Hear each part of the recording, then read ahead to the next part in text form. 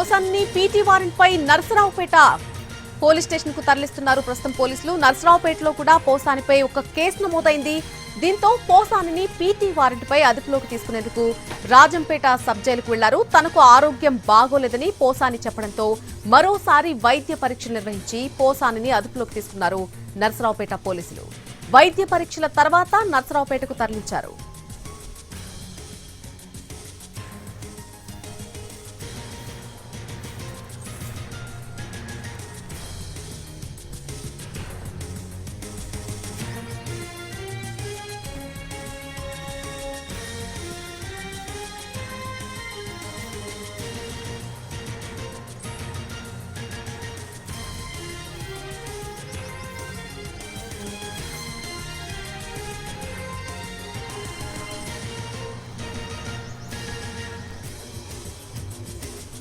పోసాన్ని PT warrant పై నర్సరావుపేటకు తరలిస్తున్నారు పోలీసులు. నర్సరావుపేటలోనూ పోసానిపై ఒక కేసు నమోదైంది.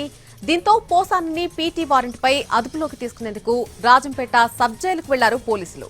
తనకు ఆరోగ్యం అస్సలు బాగోలేదని పోసాని చెప్పడంతో మరోసారి వైద్య పరీక్ష నిర్వహించి పోసాన్ని అదుపులోకి తీసుకున్నారు నర్సరావుపేట పోలీసులు.